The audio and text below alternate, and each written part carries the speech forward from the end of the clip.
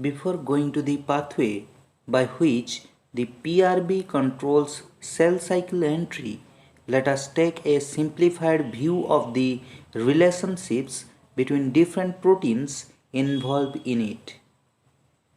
P16 protein, a CDK inhibitor, belongs to INK4 family of proteins. This P16 protein inhibits the formation of cyclin D CDK complex. The cyclin D CDK complex is a G1 CDK.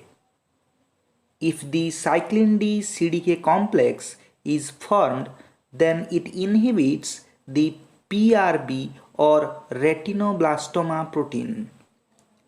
The PRB is an inhibitor of a gene regulatory protein. So the PRB inhibits a gene regulatory protein or transcription factor called E2F. This E2F, when not inhibited by PRB, generally triggers the transcription of target gene that control the entry of the cell into the S phase of the cell cycle.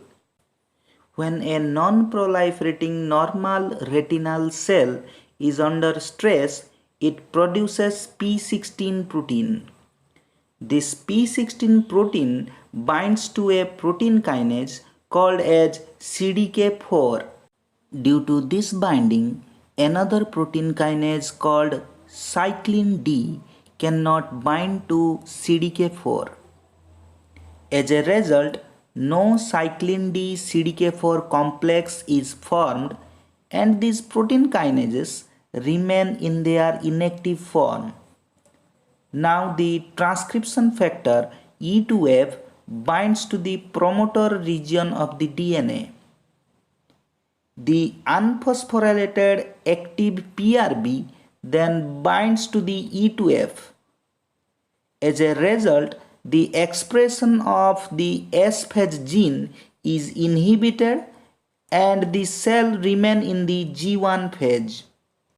But in a proliferating cell like retinoblastoma, either P16 protein is inactive or absent due to the inactivation mutation or deletion mutation.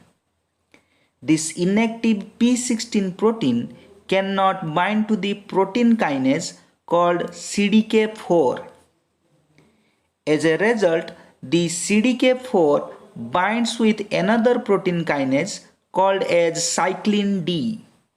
This binding activates CDK4 and forms an active protein kinase complex. In some glioblastomas and breast cancer cells, the genes for cyclin D and CDK4 are amplified. These gene amplifications favor the cell proliferation. The active CDK4 causes the active PRB to be hyperphosphorylated in late G1 phase. When phosphate groups are added, the active PRB changes its conformation and converted into inactive PRB. Due to this conformational change, the PRB releases E2F and E2F becomes active. As a result, the expression of S phase gene is activated. This activation allows the retinoblastoma cell to move from G1 to S phase of the cell cycle. This results into uncontrolled growth and tumor formation.